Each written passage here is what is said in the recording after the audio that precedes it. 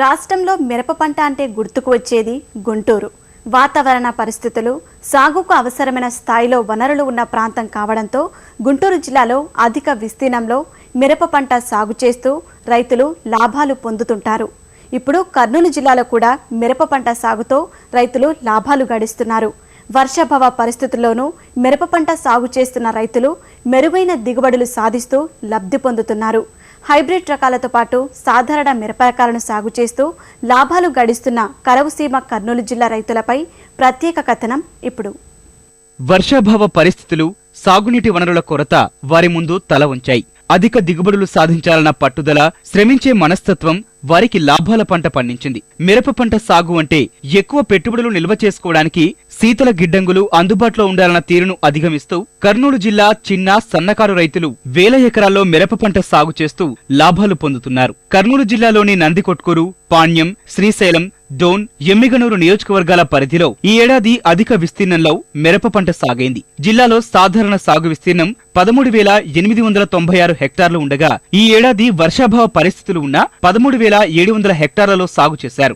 ఎమ్మిగనూరు, కోడుమూరు నియోజకవర్గాల పరిధిలో తుంగభద్ర దిగువ కాలువ ద్వారా, నందికొట్కూరు నియోజకవర్గంలో కేసీ కాలువ ద్వారా సాగు చేయడంతో పాటు వ్యవసాయ బోర్ల కింద మిరప పంటను వేశారు. నందికొట్కూరు నియోజకవర్గ పరిధిలోని బొల్లవరం, మిడుతూరు, లక్ష్మీపురం గ్రామాల్లో మిరప పంటను 3 తరహాల్లో సాగు చేసుకుంటూ లాభాలు పొందుతున్నారు. కొంతమంది పచ్చిమిరపను విక్రయిస్తుండగా మరికొంతమంది గుంటూరు రకాలను సాగు చేసి ఎండుమిరపను, మరికొంతమంది కర్ణాటక రాష్ట్రానికి చెందిన బ్యాడిగ రకం సాగు చేస్తున్నారు. స్థానిక హైబ్రిడ్ రకాలను సాగు చేస్తున్న రైతులు పరిస్థితులకు అనుగుణంగా పచ్చిమిరపను కర్నూలు, ఆదోని, నంద్యాల రైతు బజార్లకు తరలించి విక్రయిస్తున్నారు. స్థానిక రకాల సాగుకు ఎకరాకు 30,000 నుంచి 40,000 రూపాయల పెట్టుబడులు పెడుతుండగా 25 నుంచి 30 క్వింటాల పచ్చిమిరప దిగుబడులు వస్తున్నాయి. వీటిని మార్కెట్లో అధిక ధరలు ఉన్న సమయంలో కోత కోసి తరలిస్తున్నారు. పచ్చిమిరపను స్థానికంగా విక్రయిస్తుండటంతో రవాణా ఖర్చులు తక్కువగా ఉండడంతో పాటు వెంటనే డబ్బులు చేతికి వస్తుండటంతో రైతులు తమ అవసరాలను తీర్చుకోగలుగుతున్నారు.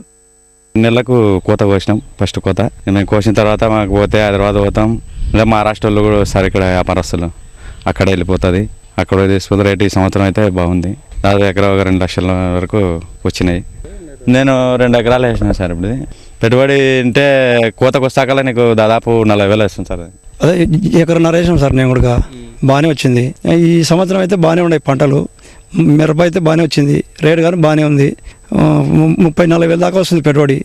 1,80,000, 1,90,000 దాకా వస్తుంది. ఈయన ధరలకు ఇస్తాడు.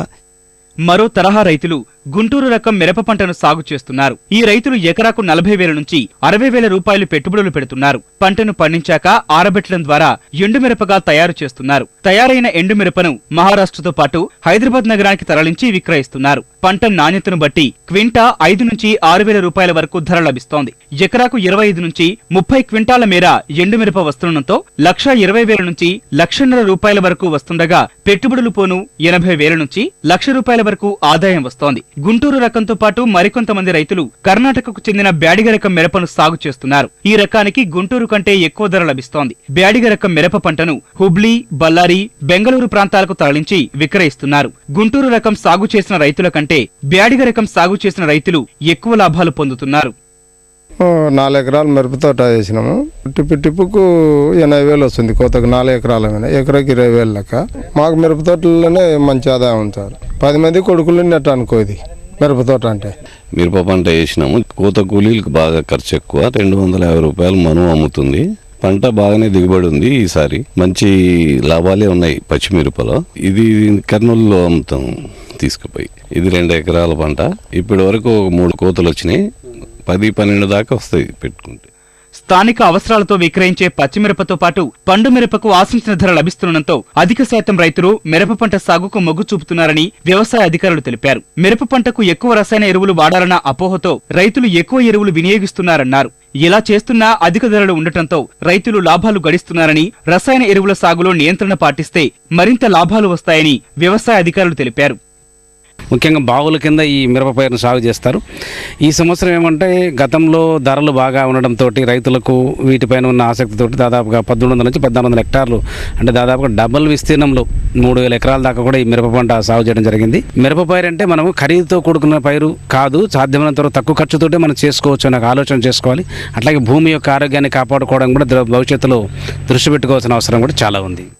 కర్నూలు జిల్లాలో ఇంతవరకు సాగునీటి వనరులు ఉన్న ప్రాంతాల్లో వరి పంటను, వ్యవసాయ ఆధారిత ప్రాంతాల్లో ఉల్లి వంటి పంటలను సాగు చేసేవారు. మారుతున్న కాలంతో పాటు లాభాలు వచ్చే పంటలపై దృష్టి సారిస్తుండటంతో ఏటా సరికొత్త పంటలు సాగవుతున్నాయి.